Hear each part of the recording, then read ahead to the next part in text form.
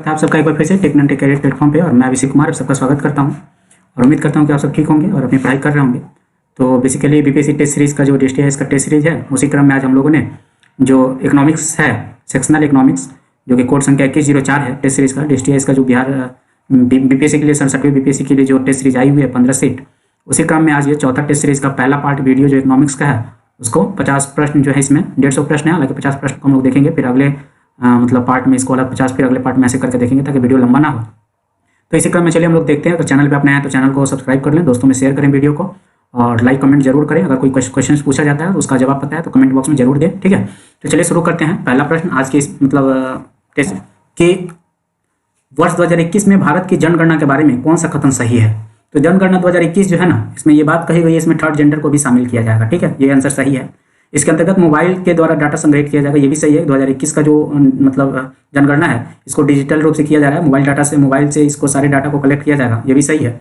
22 भाषाओं में संचालित किया जाएगा, ये भी सही है। संपूर्ण भारत में संचालित किया जाएगा, ये जो है इसके बारे में आप याद रखेंगे एक फैक्ट कि भारत की जनगणना 2021 जो है वो जम्मू कश्मीर तथा हिमाचल प्रदेश और उत्तराखंड राज्य को छोड़ के शेष देश में 1 मार्च 2021 से जो इसकी मतलब काउंटिंग जो भी प्रोसेस है जनगणना की वो शुरू हो जाएगी, ठीक है। तो इसमें जो है आंसर ई हो जाएगा, उपरोक्त में से कोई नहीं, ये नहीं होगा, एक से अधिक वाला जो है वो हो जाएगा, तो इसका आंसर जो है ई हो जाएगा, ठीक है। पहला क्वेश्चन का आंसर ई हो जाएगा। और ये जनगणना की जो डाटा है कुल, ये करीब करीब 2024-25 तक जो है ये मतलब पूरी मतलब क्या कहते हैं कार्य के लिए जो भी रूप है 2024-25 तक इसके डाटा उपलब्ध हो जाएंगे, ठीक है। अगला प्रश्न है वर्ष 2021-22 के लिए बिहार का कुल बजट का अनुमान कितना है। तो वर्ष 2021-22 के लिए बिहार का कुल बजट का अनुमान जो है 2,11,761 करोड़ रुपया है, इसका आंसर जो है बी हो जाएगा, ठीक है। तो ये फैक्चुअल चीज़ है, अगर आप मतलब बजट पढ़ा है तो डायरेक्ट ये क्वेश्चन है कि वर्ष 2021 के लिए जो बजट का कुल अनुमान है वो 2,11,761 रुपया है, तो इसका आंसर बी हो जाएगा, ठीक है। अगला प्रश्न देखते हैं हम लोग। अगला प्रश्न कह रहा है कि बिहार सरकार किस वर्ष तक राज्य के शेष घरों में नल कनेक्शन प्रदान करने की योजना बना रही है। बिहार में आपको पता है कि जल नल योजना काफ़ी प्रगति मतलब तेजी से काम चल रहा है और मैक्सिमम घरों में जो है वो जल नल योजना के क्रियान्वयन जो है वो काफ़ी हो चुके हैं। बाकी जो कार्य है उसके लिए जो है बिहार सरकार कब तक ये योजना बना रही है कि पूरी भारत मतलब बिहार में संपूर्ण हो जाए वो चीज़। तो इसका आंसर जो होगा वो 2020-21 होगा, ठीक है। 2020-21 तक ये टारगेट है कि सारे घरों में जो है वो नल कनेक्शन मतलब प्रदान हो जाए बिहार के सारे घरों में, ठीक है। तो इसका आंसर जो होगा वो ए हो जाएगा 3 का, ठीक है। अगला क्वेश्चन कर रहा है बिहार बजट 2020-21 में सर्व शिक्षा अभियान के लिए कितने धन आवंटित की गई। तो ये फैक्चुअल क्वेश्चन है, अगर बजट आपने अच्छे से पढ़ा होगा तो ये जल जीवन हरियाली पे कितना दिया गया है या फिर शिक्षा पे कितना दिया गया है, सर्व शिक्षा अभियान पे कितना दिया गया है, ठीक है। अलग अलग जो भी मंत्रालय हैं विकास के कार्य के लिए उसमें किसने को कितने आवंटित किया गया, उसका परसेंटेज क्या है, कभी कभार पूछ देता है। तो इस चीज़ को खास करके बीपीएससी के एग्जाम में मतलब 4 प्रश्न रहते हैं इकोनॉमिक सर्वे और बजट से, तो आप इसी को ध्यान में रखेंगे। तो क्वेश्चन नंबर 4 का आंसर जो होगा वो 14,014 हो जाएगा, ठीक है। 14,014 करोड़ रुपये जो है वो सर्व शिक्षा अभियान के लिए आवंटित किया गया है बिहार बजट 2020-21 में, ठीक है। तो इसका आंसर सी हो जाएगा। अगला प्रश्न क्या रहा है प्रधानमंत्री ने निम्नलिखित में से किस राज्य में लगभग 900 करोड़ रुपये का परिव्यय की पेट्रोलियम परियोजना को वर्चुअली उद्घाटन किया है। तो आपको पता है 13 सितंबर 2020 को जो है ये प्रधानमंत्री नरेंद्र मोदी ने बिहार में 900 करोड़ रुपये के जो है पेट्रोलियम से जुड़ी प्रमुख योजनाओं को वीडियो कॉन्फ्रेंसिंग के माध्यम से जो है वो इन्होंने शुरुआत किया है, ठीक है। तो बिहार हो जाएगा, इसका आंसर जो है वो बिहार हो जाएगा। इसमें अलग अलग मतलब पेट्रोलियम पाइपलाइन का भी मतलब क्या कहते हैं शुरुआत किया गया है, तो वो चीज़ें आप देखे होंगे, ठीक है। तो इसका आंसर जो हो जाएगा वो बिहार हो जाएगा। अगला क्वेश्चन कह रहा है, क्वेश्चन नंबर 6 कह रहा है बिहार में विधवाओं के लिए लक्ष्मीबाई सामाजिक सुरक्षा पेंशन योजना क्रियान्वित की जा रही है। योजना के तहत विधवा की कितनी मासिक पेंशन प्रदान की जाती है। तो बिहार में लक्ष्मीबाई जो सामाजिक सुरक्षा पेंशन योजना है ये 2007 से चल रहा है, ठीक है, याद रखेंगे ये 2007 से चल रहा है। और मासिक पेंशन के रूप में वित्तीय सहायता जो प्रदान किया जाता है वो 300 रुपये दिया जाता है महिलाओं को, ठीक है। इसका आंसर बी हो जाएगा छठा का, ठीक है। चलिए अगला प्रश्न देखते हैं। बिहार का जो भी योजना है उस चीज़ को आप देखेंगे कि कौन कौन से बिहार में योजना मतलब कार्य कर रही है, उसका क्या क्या प्रावधान है, क्वेश्चन बनते हैं इससे, ठीक है। अगला क्वेश्चन देखते हैं। अगला क्वेश्चन कह रहा है निम्नलिखित में से कौन वैश्विक नवाचार सूचकांक जारी करता है। तो वैश्विक नवाचार सूचकांक जो है क्वेश्चन नंबर 7 का जो आंसर होगा वो डी हो जाएगा। विश्व बौद्धिक संपदा संगठन, कॉर्नेल विश्वविद्यालय तथा इनसीड। ये जो ग्लोबल इनोवेशन इंडेक्स होता है ना, वैश्विक नवाचार सूचकांक, ये विश्व बौद्धिक संपदा सूचकांक यानी world intellectual property organization WIPO WIPO इसी के द्वारा इसको संचालित किया जाता है, ठीक है। World intellectual property organization WIPQ इसके द्वारा और कर्नेल विश्वविद्यालय और इंस्टीट्यूट के द्वारा, ये तीनों के द्वारा संयुक्त रूप से इस चीज़ को मतलब निकाला जाता है वैश्विक नवाचार सूचकांक ग्लोबल इनोवेशन इंडेक्स, ठीक है। तो इस चीज़ को आप याद रखेंगे। क्वेश्चन नंबर 7 का आंसर डी हो जाएगा, ठीक है। अगला क्वेश्चन कह रहा है कि वर्ष 2021 की जनगणना के अनुसार प्रवासियों की सर्वाधिक संख्या के जिम्मेदार 2 राज्य हैं। यानी कि क्वेश्चन पूछ रहा है कि किस 2 राज्यों से सबसे ज़्यादा प्रवासी दूसरे राज्यों में जाते हैं। तो मतलब आप ऑब्वियसली आप जानते होंगे कि बिहार और उत्तर प्रदेश की जनसंख्या सबसे अधिक है और यहाँ की हालत आपको पता है। तो इस चीज़ को भी आप मतलब थोड़ा सा भी अगर इस चीज़ के लिए सीरियस होंगे, जानते होंगे, तो इस चीज़ को आप अच्छे से टैकल अप कर लेंगे कि बिहार और उत्तर प्रदेश जो 2 राज्य हैं यहाँ से सबसे ज़्यादा जो प्रवासी है वो जाते हैं दूसरे राज्यों में, पलायन होता है, ठीक है, क्वेश्चन 8 का आंसर डी हो जाएगा। ठीक है, अगला प्रश्न हम लोग देखते हैं। अगला प्रश्न कह रहा है, प्रधानमंत्री नरेंद्र मोदी ने निम्नलिखित संगठनों में से किसकी 75वीं वर्षगांठ पे 75 रुपये का मूल्य स्मारक सिक्का जारी किया है? तो क्वेश्चन नंबर 9 जो है इसका आंसर जो होगा खाद्य और कृषि संगठन। ठीक है, खाद्य और कृषि संगठन जो है क्वेश्चन नंबर 9 का आंसर डी हो जाएगा। खाद्य और कृषि संगठन FAO, food and agriculture organization, FAO। ठीक है, फूड एंड एग्रीकल्चर ऑर्गेनाइजेशन। ठीक है, इसी के 75वीं वर्षगांठ के अवसर पे जो है 75 रुपये का मूल्य का स्मारक सिक्का इन्होंने जारी किया। किसने? प्रधानमंत्री नरेंद्र मोदी ने। ठीक है, तो इस चीज़ को आप याद रखेंगे। ठीक है ना, और एक चीज़ और है कि 2023 को जो बजरा वर्ष घोषित किया गया है उसमें भी FAO यानी कि फूड एंड एग्रीकल्चर ऑर्गेनाइजेशन यानी खाद्य एवं कृषि संगठन के द्वारा भी इसको समर्थन प्राप्त हुआ है, जो 2023 को, याद रखेंगे, 2023 को बजरा वर्ष घोषित किया गया है। ठीक है, तो ये क्वेश्चन नंबर 9 का हो जाएगा आंसर डी। ठीक है, अगला प्रश्न देखते हैं। स्वतंत्रता पूर्व भारत की गरीबी रेखा का सबसे पहला अनुमान किसके द्वारा प्रस्तुत किया गया था? स्वतंत्रता पूर्व भारत की गरीबी रेखा का सबसे पहला अनुमान जो आपको पता होगा दादा भाई नौरोजी के द्वारा किया गया है। क्वेश्चन नंबर 10 का आंसर ये हो जाएगा। और दादा भाई नौरोजी की जो पुस्तक थी the poverty and British rule in India, उसी में इस चीज़ को बताया गया, जो कि आपको पता है कि दादा भाई नौरोजी ने 20 रुपया प्रति व्यक्ति आय बताया था। ठीक है, तो क्वेश्चन नंबर 10 का आंसर ये हो जाएगा। ठीक है, अगला प्रश्न देखते हैं। निम्नलिखित में से 12वीं पंचवर्षीय योजना की अवधि क्या थी? नहीं, इसका आंसर सी हो जाएगा, सी, 2012 से 17। ठीक है, ये आंसर होगा इसका। क्वेश्चन नंबर 11 का आंसर जो होगा वो सी हो जाएगा, वर्ष 2012 से 17 तक, जो कि 12वीं पंचवर्षीय योजना थी। और ये जो थी ये पूरा समावेशी विकास पर आधारित थी, समावेशी विकास पर आधारित थी। ठीक है, 12वीं पंचवर्षीय योजना समावेशी विकास पर आधारित, याद रखेंगे इस फैक्ट को। पंचवर्षीय योजना जो है कब किसका रहा है और किस मॉडल पर आधारित है उस चीज़ को आप देख लेंगे एक बार। ठीक है, ये प्रश्न पूछा जाता है, जैसे पहला कौन था हरार मॉडल, दूसरा मानवोलिस, ऐसे करके अलग अलग जो भी कितने भाई पंचवर्षीय योजना है उसके बारे में आप थोड़ा सा देख लेंगे, इसका स्थापना कब हुआ था, तो ये चीज़ें हैं। ठीक है, अगला क्वेश्चन हम लोग देखते हैं। तो 11 नंबर क्वेश्चन हो गया। 12 नंबर क्वेश्चन कह रहा है कि 2011 की जनगणना के अनुसार बिहार की सर्वाधिक जनसंख्या वृद्धि दर वाला जिला, तो सर्वाधिक जनसंख्या वृद्धि वाला जिला जो है वो मधेपुरा रहा है पहला स्थान पे 2011 की जनसंख्या में, जनगणना में। ठीक है, दूसरा स्थान जो है वो किशनगंज का रहा है। ठीक है, और तीसरा स्थान जो है वो अररिया का रहा है जनसंख्या वृद्धि में सबसे अधिक, और राष्ट्रीय जनसंख्या वृद्धि में भी मधेपुरा प्रथम स्थान पे ही रहा है। ठीक है, तो 2011 की जनगणना के अनुसार बिहार की सर्वाधिक जनसंख्या वृद्धि वाला जिला कोई और नहीं बल्कि मधेपुरा रहा है, तो इसका आंसर बी हो जाएगा। ठीक है, अगला क्वेश्चन कह रहा है, ई कॉमर्स कंपनी फ्लिपकार्ट ने भारत के किस राज्य में एक जनपद एक उत्पाद योजना के लिए समझौता ज्ञापन पे यानी कि MOU पे हस्ताक्षर किया है?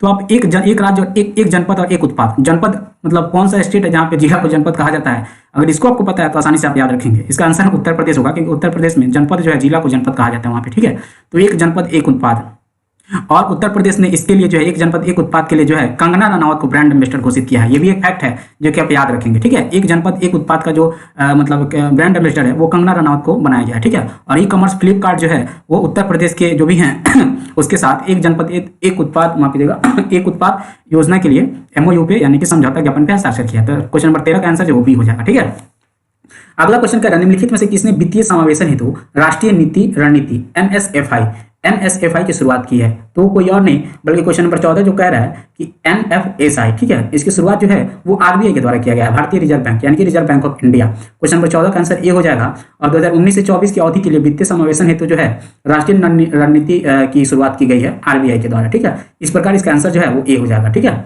वित्तीय समावेशन हेतु राष्ट्रीय रणनीति की शुरुआत किसके द्वारा? भारतीय रिजर्व बैंक के द्वारा। ठीक है, तो इसका आंसर जो है ए हो जाएगा। ठीक है, अगला क्वेश्चन देखते हैं हम लोग। अगला क्वेश्चन कह रहा है, आयुष्मान भारत किस नीति के तहत प्रधानमंत्री द्वारा शुरू की गई एक पहल है?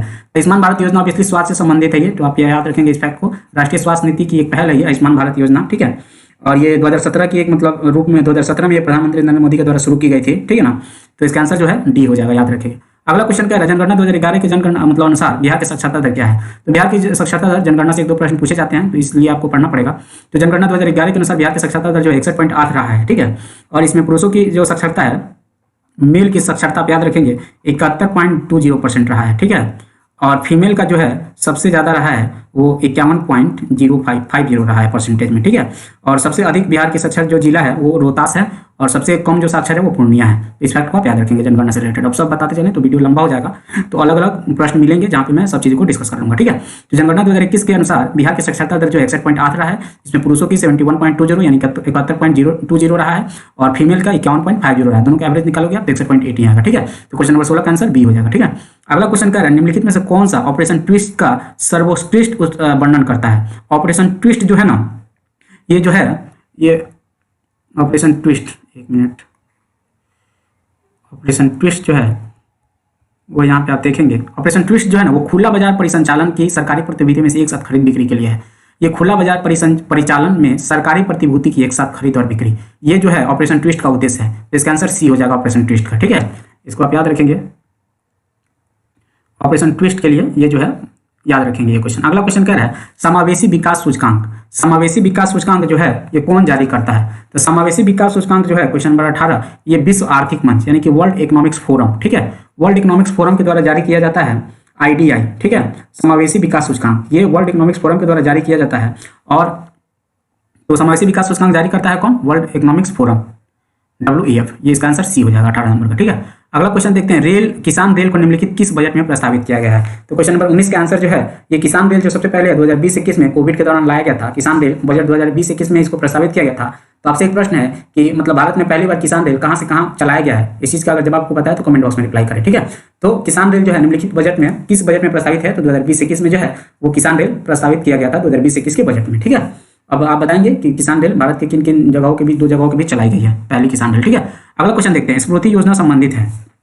तो स्मृति योजना जो संबंधित है इसका आंसर हो जाएगा पारंपरिक उद्योग समूहों के विकास से। आंसर डी इसका सही हो। पारंपरिक उद्योगों के उन्नयन एवं पुनर्निर्माण के लिए कोष की योजना जो है वो स्मृति योजना से संबंधित है। ठीक है, और इसकी शुरुआत जो है मतलब कह सकते हैं आपकी MSME जो होता है ना, सूक्ष्म लघु एवं मध्यम उद्यम मंत्रालय, MSME, उसी के द्वारा इसको बढ़ावा देने के लिए, MSME को बढ़ावा देने के लिए इसको शुरुआत की गई है स्मृति योजना को, जो कि पारंपरिक उद्योग समूहों के विकास से संबंधित है। तो क्वेश्चन नंबर 20 का आंसर जो है वो डी हो जाएगा। ठीक है, अगला क्वेश्चन हम लोग देखते हैं।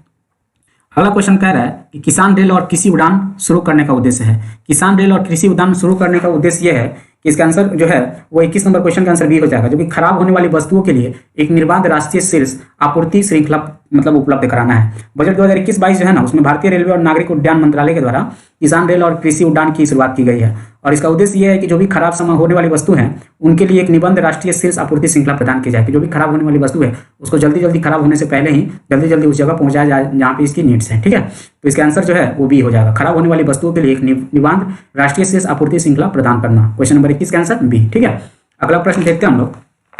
अगला प्रश्न कह रहा है क्वेश्चन नंबर 22, समावेशी विकास के संदर्भ में सही कथन है। समावेशी विकास का मतलब है सर्वांगीण विकास, यानी कि सबका एक साथ विकास हो। तो उसके लिए क्या क्या कारण हो सकता है? तो उद्योगों का बेहतर विवरण, सही बात है, अगर उद्योग सब जगह व्यवस्थित होंगे तो समावेशी विकास निश्चित रूप से होगा। व्यावसायिक रोजगार में वृद्धि, तो व्यावसायिक रोजगार में वृद्धि भी करना होगा ताकि समावेशी विकास हो सके। कृषि क्षेत्र में क्रमिक बदलाव, जो भी कृषि क्षेत्र के लोग हैं उनको अलग अलग प्लेटफॉर्म प्रदान करना, ये भी एक जरूरी चीज़ है। और कौशल विकास निर्माण का अवसरों का सृजन करना, यानी कि जो भी लेबर लोग हैं उनके स्किल को डेवलपमेंट करके इस चीज़ को बढ़ावा दिया जा सकता है। तो समावेशी विकास के संदर्भ में जो है ये सारा कथन सही है। इसका आंसर जो हो जाएगा वो 22 का क्वेश्चन नंबर 22 का आंसर ई हो जाएगा। ठीक है, क्वेश्चन नंबर 23 जो है, क्वेश्चन 23 कह रहा है भारत में बैंकों का पहला राष्ट्रीयकरण कब हुआ था? तो भारत में बैंकों का पहला राष्ट्रीयकरण जो है वो 19 जुलाई, ठीक है, 1969 को हुआ था पहला राष्ट्रीयकरण बैंकों का। ठीक है, और इसमें 14 प्रमुख निजी वाणिज्यिक बैंकों को राष्ट्रीयकृत किया गया था तब 19 जुलाई 1969 को। ठीक है, और जो भारत में जो थे उस समय 70% जमा जो नियंत्रित करता था ये 14 बैंक। ठीक है, और उसके बाद भारत का पहला राष्ट्रीयकृत बैंक जो है वो इंपीरियल बैंक ऑफ इंडिया के नाम से जाना जाता है, जो कि भारतीय स्टेट बैंक के रूप में जुलाई 1955 में जो है वो अधिनियमित किया गया था। ठीक है, इंपीरियल बैंक ऑफ इंडिया का ही नाम जो है बाद में 1955 में भारतीय स्टेट बैंक SBI के नाम से ये मतलब अधिनियमित हुआ। ठीक है, तो इस फैक्ट को आप याद रखेंगे। पहला जो राष्ट्रीयकरण 1969 में हुआ था। ठीक है, 19 जुलाई 1969 को पहला राष्ट्रीयकरण बैंकों का। अगला क्वेश्चन कह रहा है एक मौलिक कर जिसे किसी नियोक्ता को अपने कर्मचारियों को दिए जाने वाले लाभों के बदले में देना होता है, तो वो होता है अनुषंगी लाभ कर। ठीक है, अनुषंगी लाभ कर जो होता है ना, FBT इसको कहते हैं, एक मौलिक कर है जो किसी नियोक्ता को अपने कर्मचारियों को दिए जाने वाले लाभों के बदले में देना होता है। ठीक है, तो इसका आंसर सी हो जाएगा क्वेश्चन नंबर 24 का। ठीक है, अगला क्वेश्चन जो कह रहा है क्वेश्चन नंबर 25, निम्नलिखित में से कौन सी योजना भारत में एकीकृत बायो इथेनॉल परियोजना को वित्तीय सहायता प्रदान करेगी? तो बायो इथेनॉल परियोजना जो है वो जीवन जो है ना, जीवन यही वो योजना है जो जैव ईंधन वातावरण अनुकूल फसल अन्वेषण निवारण योजना, इसका पूरा नाम है जैव ईंधन वातावरण अनुकूल फसल अवशेष निवारण योजना, जीवन। इसके तहत ही एकीकृत बायो इथेनॉल परियोजना को वित्तीय मदद प्रदान किया जाएगा। ठीक है, तो इसका आंसर जो है 25 का ए हो जाएगा। ठीक है, अगला क्वेश्चन कह रहा है 26 नंबर, निम्नलिखित युग में से कौन सा सही सुमेलित है? तो अति मुद्रास्फीति का मतलब होता है ना कि तीव्र या अत्यधिक और आउट ऑफ कंट्रोल जब मुद्रा का मूल हो जाता है तो उसी को अति मुद्रास्फीति कहते हैं। तो मूल स्तर में समान तथा तीव्र वृद्धि ये सही है। ठीक है, क्वेश्चन नंबर 26 में यही है, अति मुद्रास्फीति ये सही है। दूसरा ऑप्शन बी में दिया हुआ है अविस्फीति। अविस्फीति दिया हुआ, अस्फीति तब होती है ना कि जब मुद्रा का मूल्य जो होता है ना, मूल्य मुद्रास्फीति अस्थायी रूप से कम हो जाती है, मतलब कम हो जाती है, ठीक है। और ये मतलब थोड़ा सा कम भी हो जाती है, और मुद्रास्फीति के दर में बदलाव ही अविस्फीति का कारण होता है या अविस्फीति कहलाता है। तो ये भी है, मुद्रास्फीति में मूल्य में अत्यंत कमी, ये भी सही है, ठीक है। प्रत्ययस्फीति जो है वो कहता है कि मतलब राजकोषीय या मौद्रिक नीति में आउटपुट का विस्तार करने, खर्च करने, या फिर आप कह लीजिए कि अस्फीति के प्रभाव को रोकने के लिए बनाया जाता है। तो अस्फीति को प्रभाव को रोकने के लिए बनाया गया एक नीति होती है, ये भी सही है, ठीक है। और उदात्मक स्फीति जो कहते हैं, ये कहते हैं ना कि धीमी आर्थिक वृद्धि कहिए या अपेक्षाकृत उच्च बेरोजगारी की जो आर्थिक ठहराव होता है उसको वर्णित करने के लिए एक स्टेज होता है ये, ठीक है, जिसको और उदात्मक स्फीति कहते हैं। तो ये जो है ये मतलब ये आर्थिक विकास और अपेक्षाकृत उच्च बेरोजगारी के साथ मुद्रास्फीति में वृद्धि, ये भी सही है। तो इस प्रकार क्वेश्चन 26 का आंसर जो होगा वो ई हो जाएगा, ठीक है। ये आप आंसर याद रखेंगे। ये सारा टर्मोलॉजी है, मतलब अर्थशास्त्र का, अविस्फीति क्या होता है, रेंगती हुई अर्थव्यवस्था क्या होती है, और फिर अविस्फीति क्या होता है, ठीक है ना। और फिर अलग अलग जो कप वक्र भी है, जिससे मैं आपको फिलिप कप वक्र क्या होता है, ऐसे ऐसे बहुत सारे टर्मोलॉजी है, वो आपको देखना पड़ता है। थोड़ा सा इकोनॉमिक्स में कभी कभी पूछ देता है कि इसका मतलब क्या है। तो यहाँ पे जैसे मैच करने के लिए दे दिया, चारों का मतलब आपको पता होना चाहिए। अगर ये कभी नहीं पता है तो आप इस चीज़ को नहीं कर सकते, ठीक है। और अगला प्रश्न 27 नंबर क्वेश्चन कह रहा है, निम्नलिखित में से कौन सी वस्तु एवं सेवा कर के परिषद का प्रमुख होता है, यानी कि GST, goods and service tax. तो गुड्स एंड सर्विस टैक्स का जो परिषद का प्रमुख होता है वो केंद्रीय वित्त मंत्री होता है। अब जीएसटी के बारे में मैं कुछ फैक्ट आपको बता दूं कि भारत में जीएसटी जो है, जीएसटी वो 1 जुलाई 2017 को लागू हुआ है, ठीक है, जीएसटी। और ये समिति जो है ना, ये विजय केलकर समिति की अनुशंसा पे इसको लाया गया था, वो वस्तु एवं सेवा कर। और 2002 में वाजपेयी जी की सरकार में इस चीज़ को लाया गया था, लेकिन राजनीतिक ज्ञान के कारण ये मतलब सफल ना हो सका था, ठीक है। तो जीएसटी जो है ये 1 जुलाई 2017 को भारत में लागू हुआ था। और ये जो है ये कनाडा के मॉडल पे, भारत में जो जीएसटी लागू किया गया है वो कनाडा के मॉडल पे आधारित है। कनाडा के मॉडल पे भारत में जीएसटी जो लाया गया वो आधारित है कनाडा के मॉडल पे, ठीक है। और सबसे पहला राज्य लागू करने वाला जो है वो कोई और नहीं बल्कि असम है, ठीक है। असम ही पहला राज्य है जिसने जीएसटी सबसे पहले लागू किया था, ठीक है। तो ये कुछ फैक्ट हैं, आप इसको चीज़ को याद रखेंगे, ठीक है। अगला प्रश्न हम लोग देखेंगे। अगला प्रश्न कह रहा है, निम्नलिखित में से कौन से भारतीय रिजर्व बैंक के कार्य नहीं है। तो भारतीय रिजर्व बैंक का जो है वो बैंकों का बैंक कहा जाता है। अंतिम ऋण नाणा बैंक भी यही है, और अंतर्राष्ट्रीय मुद्रा कोष में भारत सरकार का एजेंट भी यही होता है। रुपये का विनिमय दर को स्थित करना, कमी बेसी है जो भी है, इस चीज़ को देखने का कार्य होता है आरबीआई का होता है। लेकिन प्रतिभूति बाजार का विनियामक जो है ये नहीं होता है, ठीक है, ये सेबी होता है, यानी कि भारतीय प्रतिभूति और विनिमय बोर्ड होता है, SEBI सेबी, उसका कार्य होता है प्रतिभूति बाजार का नियामक, ठीक है। तो SBI का ये कार्य नहीं है, इसलिए इसका आंसर हो जाएगा डी, ठीक है। अगला क्वेश्चन देखते हैं। अगला क्वेश्चन कह रहा है निम्नलिखित में से कौन सा उदाहरण गिग इकोनॉमी के परिदृश्य का सर्वोत्कृष्ट वर्णन करता है। तो गिग इकोनॉमी का मतलब होता है ना, क्वेश्चन नंबर 29 जो है, गिग इकोनॉमी का मतलब होता है एक प्रकाशक गृह के जुड़े फ्रीलांस कॉपीराइटर, ठीक है। इसका आंसर यही हो जाएगा 29 नंबर का बी, ठीक है। अगला क्वेश्चन देखते हैं कि वर्ष 2020-21 के बजट के अनुसार सकल घरेलू उत्पाद के मामले में भारत का रैंकिंग क्या है, यानी जीडीपी के मामले में भारत का रैंकिंग क्या है। तो 2021-20 में याद रखेंगे कि जीडीपी के मामले में भारत का स्थान जो है 5वां है। पहला स्थान जो है वो यूएसए का है, दूसरा है जो चाइना का है, ठीक है, तीसरा जो है जापान का है, और चौथा जो रैंक है वो जर्मनी का है। 5वां सबसे बड़ी अर्थव्यवस्था जो है वो भारत की है, 5वां स्थान है 2020-21 के बजट के अनुसार जीडीपी में भारत का जो स्थान है वो 5वां है, ठीक है। तो इस फैक्ट को आप याद रखेंगे। क्वेश्चन नंबर 30 का आंसर ए हो जाएगा, ठीक है। अगला क्वेश्चन देखते हैं हम लोग। अगला क्वेश्चन कह रहा है आत्मनिर्भर भारत अभियान की शुरू किया गया है। आत्मनिर्भर भारत अभियान जो है वो शुरू किया गया है 2020 में। 2020 में कोविड के दौरान आपको पता है प्रधानमंत्री नरेंद्र मोदी ने ये दिया था, और जो यूनिवर्सिटी वो जो ऑक्सफोर्ड डिक्शनरी आया था उसमें भी जो शब्द वर्ड ऑफ द ईयर था वो आत्मनिर्भर ही था, ठीक है। तो आप याद रखेंगे आत्मनिर्भर भारत अभियान की शुरुआत प्रधानमंत्री नरेंद्र मोदी के द्वारा जो है वो 2020 में शुरू किया गया था। ये बात कही गई थी आत्मनिर्भर भारत को आगे बढ़ाने के लिए, ठीक है, भारत को आगे वृद्धि के लिए आत्मनिर्भर शब्द का ही प्रयोग किया गया था। तो आत्मनिर्भर भारत अभियान की शुरुआत जो है 2020 में किया गया था, ठीक है। अगला प्रश्न देखते हैं हम लोग। अगला प्रश्न जो है 32 नंबर क्वेश्चन कह रहा है निम्नलिखित में से कौन प्राथमिकता प्राप्त क्षेत्र ऋण की श्रेणी में नहीं आता है। तो प्राथमिकता प्राप्त ऋण की श्रेणी की बात करें आप तो इसका आशय ऐसे क्षेत्रों से होता है ना कि प्राथमिकता प्राप्त जो क्षेत्र है उसका मतलब ये होता है कि भारत सरकार और भारतीय रिजर्व बैंक द्वारा देश की बुनियादी जरूरत के जो भी विकास के कार्य हैं उसको महत्वपूर्ण माना जाना तथा उनके प्राथमिकता दिया जाना ताकि अन्य क्षेत्रों की अपेक्षा उनका भी वृद्धि हो सके, ठीक है। तो इस क्षेत्र में जो है कृषि भी है, सूक्ष्म एवं लघु उद्योग भी है, कमजोर वर्ग भी है और स्टार्टअप भी है। तो इसका आंसर जो होगा वो ई इसका आंसर हो जाएगा, सब सही है। क्वेश्चन नंबर 32 का आंसर ई हो जाएगा, ठीक है। अगला क्वेश्चन देखते हैं किस देश ने चीन को निर्यात किए गए अपने माल के लिए हाल ही में अल्प विकसित देशों के लिए WTO से ड्यूटी फ्री कोटा फ्री योजना के तहत शून्य शुल्क सुविधा प्राप्त की है। तो ये देश कोई और नहीं बल्कि अपना पड़ोसी देश बांग्लादेश है जो कि चाइना से ये चीज़ मतलब प्राप्त किया है ड्यूटी फ्री कोटा फ्री। हालांकि आप याद रखेंगे कि बांग्लादेश जो है वो अब अल्प विकसित देश से बाहर आ गया है, ठीक है। तो क्वेश्चन नंबर 33 का आंसर जो है सी हो जाएगा। ठीक है, हालांकि अभी आया है, ये 5-6 दिन पहले की करंट अफेयर्स का पोर्शन में आया हुआ है कि बांग्लादेश जो है वर्ल्ड के देशों से बाहर निकल गया। ठीक है, तो क्वेश्चन नंबर 33 का सी है, और इसका टारगेट जो था ये 2024 तक बाहर होने वाला था अल्पविकसित देशों की सूची से, लेकिन ये पहले ही हो गया, पहले ही डेवलप कर गया थोड़ा सा। ठीक है, तो क्वेश्चन नंबर 33 का आंसर सी हो जाएगा। ठीक है, अगला क्वेश्चन देखते हैं हम लोग। अगला क्वेश्चन कह रहा है क्वेश्चन नंबर 34, केंद्र सरकार द्वारा वर्ष 2021-22 के लिए कितने कृषि ऋण लक्ष्य प्रस्तावित किया गया है? तो कृषि ऋण लक्ष्य जो है वो 15 लाख करोड़ रखा गया है। ठीक है, क्वेश्चन नंबर 34 का बी हो जाएगा। 15 लाख करोड़ जो है वो कृषि ऋण का लक्ष्य प्रस्तावित रखा गया कि 15 लाख करोड़ रुपया जो है वो कृषि ऋण दिया जाएगा। ठीक है, बजट में इतना प्रस्तावित है।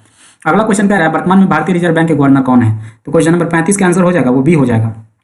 शक्तिकांत दास जो है वो 25वें मतलब गवर्नर के रूप में, एसबीआई के गवर्नर के रूप में 25वें गवर्नर के रूप में इन्होंने मतलब अपना पद लिया है, जो कि शक्तिकांत दास भारत में वर्तमान में भारतीय रिजर्व बैंक के गवर्नर है। ठीक है, अगला क्वेश्चन कह रहा है 36 नंबर कि किस बैंक कंपनी ने व्यापारियों को छोटी अवधि के लिए, ठीक है, छोटी अवधि के लिए कार्यशील पूंजी तक पहुंच प्राप्त करने में सक्षम बनाने हेतु इंस्टा कैश लॉन्च किया है? तो ये कोई और नहीं बल्कि इंस्टामोजो है, जो कि बेंगलोर की एक एजेंसी है। ठीक है, इसी के द्वारा इंस्टा कैश लॉन्च किया गया है। बेंगलोर की एक है, जो लॉकडाउन में भारत के जो एमएसएमई क्षेत्र थे ना, उससे प्रभावित बहुत सारे व्यवसायी लोग बंद हो गए थे। कोविड के कारण आपको पता होगा कि बहुत सारा चीज़ बंद हो गया था। इसी चुनौती को पार पाने के लिए जो है इंस्टा कैश लॉन्च किया गया है, जो कि इंस्टामोजो के द्वारा लॉन्च किया गया। इसका आंसर सी हो जाएगा। ठीक है, अगला क्वेश्चन हम लोग देखते हैं। अगला क्वेश्चन 37 नंबर क्वेश्चन है, कह रहा है कि निम्नलिखित में से किस संगठन ने मनी लॉन्ड्रिंग और अवैध वन्यजीव व्यापार नामक एक रिपोर्ट जारी की है? तो इसका जवाब जो आंसर है वो डी हो जाएगा। FATF financial action task force, जो कि वित्तीय कार्रवाई कार्यबल होता है। और फाइनेंशियल एक्शन टास्क फोर्स के ग्रे सूची में आपको पता है पाकिस्तान अभी शामिल है, क्योंकि मतलब ये जो है वित्तीय सहायता या फिर जो भी मतलब टेररिस्ट जो होता है अलग अलग देशों में जो भी टेरर वगैरह होते हैं, उसी को अगर वित्तीय सहायता कोई करता है या फिर जो भी काला चीज़ें हैं, मतलब कह सकते हैं ना कि काला बाजारी या काला धोरी जो भी है, उस चीज़ को जो भी पनपाता है या फिर जो उसके लिए कार्य करता है, उस चीज़ पर FATF जो है निगरानी रखता है। ठीक है, तो वही है फाइनेंशियल एक्शन टास्क फोर्स, जो कि मनी लॉन्ड्रिंग और अवैध वन्यजीव व्यापार नामक एक रिपोर्ट जारी की है। वो है वित्तीय कार्रवाई कार्यबल, जिसको इंग्लिश में FATF financial action task force कहा जाता है। ठीक है, तो क्वेश्चन नंबर 37 का आंसर जो है वो डी हो जाएगा। ठीक है, और इसका जो FATF का जो है वो इसका गठन 1988 में, FATF का गठन है 1988 में पेरिस में हुआ था। ठीक है, इसका हेडक्वार्टर भी वहीं पे है। ठीक है, तो आप याद रखेंगे इस क्वेश्चन को। अगला क्वेश्चन कहता है वो नीति जो संचालन में ब्याज दरों और धन की आपूर्ति को संबोधित करती है और आमतौर पर केंद्रीय बैंक द्वारा प्रबंधित की जाती है, तो वो नीति का आंसर जो हो जाएगा वो मौद्रिक नीति होगा। ठीक है, मौद्रिक नीति ही होता है जो ब्याज दर और धन की आपूर्ति को संबोधित करती है तथा आमतौर पे केंद्रीय बैंक द्वारा मतलब जो भी होता है उस चीज़ को ध्यान में रखा जाता है। ठीक है, तो क्वेश्चन नंबर 38 का आंसर जो हो जाएगा वो डी हो जाएगा। ठीक, तो चलिए अगला प्रश्न देखते हैं। जनगणना 2011 के अनुसार बिहार में महिलाओं की जनसंख्या का प्रतिशत कितना है? महिला जनसंख्या का प्रतिशत जो है 11 में मतलब 2011 के जनगणना के अनुसार ये 47.86% हो जाएगा। ठीक है, और मेल की बात करें तो मेल का प्रतिशत जो है वो 52.14% है। ठीक है, और 47.86 जो है ये फीमेल का है। ठीक है, 47.16%। तो इसका आंसर जो होगा सी हो जाएगा क्वेश्चन नंबर 39 का। ठीक है, क्वेश्चन नंबर 40 का निम्नलिखित में से कौन भारत का वित्त सचिव है? तो भारत का वित्त सचिव वर्तमान में जो है वो अजय भूषण पांडे जी हैं अभी वर्तमान में। ये करंट का क्वेश्चन है, ये पद वाला बात जो होता है राष्ट्रपति, प्रधानमंत्री, attorney general of India, CAG, ठीक है, महान्यायवादी, अलग अलग जो भी पद हैं, कौन बना कौन अभी वर्तमान में नियुक्ति हुई है, ये फैक्ट जो है कोई भी वार्षिकांक पुस्तक आती है उसमें दिया रहता है, तो उस चीज़ को आप देख लेंगे एग्जाम देने से पहले। ठीक है, तो ये क्वेश्चन नंबर 40 का आंसर जो होगा वो ए हो जाएगा। ठीक है, याद रखेंगे। वेल्थ ऑफ नेशन नामक पुस्तक किसके द्वारा लिखा गया है? क्वेश्चन नंबर 41 जो है वेल्थ ऑफ नेशन नामक जो है वो एडम स्मिथ के द्वारा लागू किया गया है, जारी किया गया है। ये पुस्तक लिखा गया है जिसका पूरा नाम है an inquiry into the nature and causes of the wealth of nation. ठीक है, और इसको शॉर्ट में हम लोग वेल्थ ऑफ द नेशन के नाम से जाना जाता है। इसका पूरा नाम है an inquiry into the nature and causes of the wealth of nation, इसको शॉर्टकट में जाना जाता है वेल्थ ऑफ नेशन। इसके लेखक जो है एडम स्मिथ जी हैं। ठीक है, क्वेश्चन नंबर 41 का आंसर बी हो जाएगा। अगला क्वेश्चन देखते हैं हम लोग। क्वेश्चन नंबर 42 जो है कह रहा है पीएम किसान योजना 2 हेक्टेयर तक कृषि योग्य भूमि वाले कमजोर किसान परिवारों के लिए प्रतिवर्ष डैश डैश प्रत्यक्ष आर्य सहायता की परिकल्पना की जाती है। तो किसानों को प्रत्येक वर्ष 6,000 रुपया दिया जाएगा। ये चीज़ सब कोई जानते होंगे और मैक्सिमम बिहार के लोग मतलब किसान फैमिली से मतलब बिलोंग्स करते हैं, तो उनको ये चीज़ का आइडिया होगा। ठीक है, तो 6,000 रुपया जो है आर्थिक सहायता प्रधानमंत्री के द्वारा मतलब पीएम किसान योजना के तहत ये दिया जा रहा है। क्वेश्चन नंबर 42 का आंसर जो है वो बी हो जाएगा। ठीक है, और योजना जो है 1 दिसंबर 2011 से पीएम किसान योजना 1 दिसंबर 2018 से इसकी शुरुआत की गई है। ठीक है, याद रखेंगे आप लोग। अगला क्वेश्चन कह रहा है जनगणना 2011 के अनुसार बिहार की जनसंख्या घनत्व कितना है? तो जनगणना 2011 के जनगणना के अनुसार बिहार की जनसंख्या घनत्व जो है 1102 वर्ग प्रति किलोमीटर है। जनसंख्या घनत्व का मतलब होता है कि प्रति 1 किलोमीटर में कितने लोग निवास कर रहे हैं। ठीक है, कितने लोग ये जो होता है इसी का मतलब होता है जनसंख्या घनत्व। तो बिहार की जनसंख्या घनत्व जो है वो सबसे अधिक है, 11,102 किलो व्यक्ति प्रति वर्ग किलोमीटर है। ठीक है, तो क्वेश्चन नंबर 43 का आंसर डी हो जाएगा।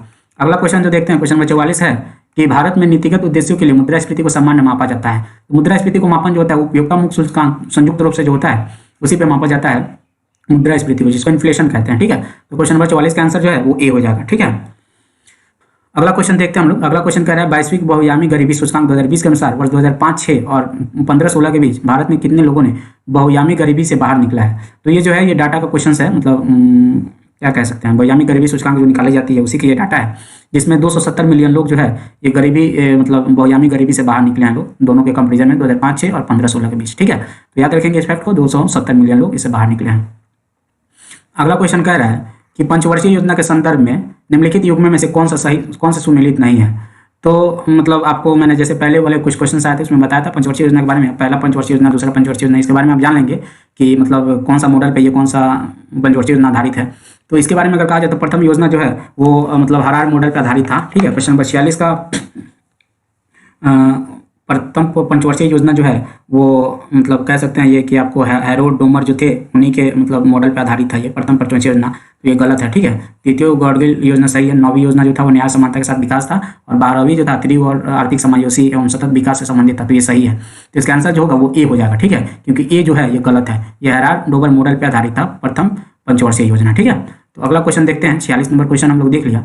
अगला क्वेश्चन देखते हैं, सबसे कम लिंगानुपात वाले बिहार के जिलों का सही क्रम क्या है। तो सबसे कम लिंगानुपात की अगर बात करें तो सबसे कम लिंगानुपात जो है वो मुंगेर, भागलपुर और खगड़िया का रहा है। मुंगेर का लिंगानुपात जो है वो 876 मतलब महिला है प्रति 1000 पुरुष पे। ठीक है, और फिर उसके बाद भागलपुर की आप बात करें तो भागलपुर में 880 महिला हैं प्रति 1000 पुरुष पे। और तीसरा आता है खगड़िया। ठीक है, खगड़िया में जो है वो 886 महिला हैं प्रति 1000 पुरुष पे। ये 2011 का डाटा है। ठीक है, तो इस चीज़ को आप याद रखेंगे, सबसे कम लिंगानुपात जो बिहार का सही क्रम है वो मुंगेर, भागलपुर और खगड़िया है। ठीक है, क्वेश्चन नंबर 47 का आंसर सी हो जाएगा। अगला क्वेश्चन देखते हैं हम लोग। क्वेश्चन नंबर 48 कह रहा है वो नीति को क्या कहते हैं जो ब्याज दर और प्रचलन में मुद्रा आपूर्ति से संबंधित है और इसका संबंध आमतौर पर केंद्रीय बैंक के द्वारा किया जाता है। तो इसका आंसर जो है वो मौद्रिक नीति हो जाएगा। मौद्रिक नीति ही होता है जो ब्याज दर और प्रचलन में मुद्रा आपूर्ति को संबंधित है, और ये जो है आमतौर पर केंद्रीय बैंक के द्वारा ही जारी मतलब किया जाता है, मौद्रिक नीति आरबीआई के द्वारा ही। जैसे पिछले प्रश्न में भी आया हुआ था तो मौद्रिक नीति, वहाँ पे थोड़ा सा कंफ्यूजन हो गया था, बट इसका आंसर जो होगा मौद्रिक नीति हो जाएगा। इसका आंसर यहाँ पे याद रखेंगे इस क्वेश्चन को। ठीक है, अगला क्वेश्चन कह रहा है कि भारत में फसल उत्पादन के लक्ष्यों को तय नहीं करने वाली पहली पंचवर्षीय योजना कौन सी थी। तो क्वेश्चन नंबर 49 जो है ये 10वीं योजना थी, 10वीं पंचवर्षीय योजना थी जिसने भारत में फसल उत्पादन का लक्ष्य को निर्धारित नहीं किया था। ये थोड़ा सा अजब क्वेश्चन है, अलग है थोड़ा सा, बट आपको पढ़ना पड़ेगा, तो उस चीज़ को आप ध्यान में रखेंगे। ठीक है, तो पहला पंचवर्षीय योजना कौन सा था जिसमें फसल योजना को मतलब टारगेट नहीं किया गया था, तो वो 10वीं पंचवर्षीय योजना थी। आंसर सी हो जाएगा। अगला क्वेश्चन कह रहा है जब घाटे के बजट को मुद्रा के मुद्रण के माध्यम से वित्त पोषित किया जाता है तो इसे क्या कहते हैं। तो इसको जो है मुद्रीकृत कमी कहते हैं, कि जब धन मुद्रण के माध्यम से घाटे को वित्त पोषण किया जाता है तो घाटे के मुद्रीकरण या मुद्रीकृत घाटे जो होते हैं उसको ही हम लोग मुद्रीकृत कमी कहते हैं। ठीक है, तो इसका आंसर जो होगा वो डी हो जाएगा, 50 का डी। तो इस प्रकार भी हम लोगों ने 50 क्वेश्चन को देखा। अगले वीडियो में फिर 50 क्वेश्चन को देखेंगे ताकि वीडियो लंबा ना हो। ठीक है, बहुत ज़्यादा लंबा हो जाएगा तो वो चीज़ भी पसंद थोड़ा सा दिक्कत होता है, तो कोशिश हमारी ये है कि 50-50 क्वेश्चन करके आप तक वो चीज़ रखी जाए, और उम्मीद करते हैं कि ये चीज़ पसंद आई होगी। इकोनॉमिक्स काफी इंपॉर्टेंट रोल निभाता है, 10-12 क्वेश्चन पूछे जाते हैं, और इसमें भी आप लोगों ने क्वेश्चन देखा वो कोई थ्योरेटिकल पोर्शन नहीं था, मैक्सिमम करंट अफेयर्स और बजट और फिर जो भी योजनाएं हैं उससे संबंधित है, कुछ आरबीआई के क्वेश्चन थे। तो इस चीज़ को आप देखेंगे, और जो भी इस क्वेश्चन से अलग अलग फैक्ट हैं जिसको यहाँ पे कवर नहीं कर पाया गया है तो उस चीज़ को अपने स्तर पर भी देखने की कोशिश करेंगे, क्योंकि क्वेश्चन कहीं पर भी पूछा जा सकता है। ये एक बस टेस्ट करने के लिए टेस्ट सीरीज है, तो उम्मीद करते हैं ये चीज़ पसंद आ रहा होगा। अगर आपको मतलब इस चीज़ के लिए जरूरी है, ठीक है, अगर इसका PDF चाहिए तो 62 87 35 92 15 पे व्हाट्सअप कर देंगे तो आपको यहाँ से ये PDF मिल जाएगा। ठीक है, तो आप याद रखेंगे कि अगले वीडियो में फिर हम लोग अगले 50 क्वेश्चन को डिस्कस आउट करेंगे। उम्मीद करते हैं कि वीडियो पसंद आया होगा। पसंद आया है, चैनल पे नए हैं तो चैनल को जरूर सब्सक्राइब करें ताकि हम लोग को मोटिवेशन मिल सके। मिलते हैं अगले वीडियो में नए टॉपिक मतलब नए क्वेश्चन के साथ। तब तक के लिए धन्यवाद।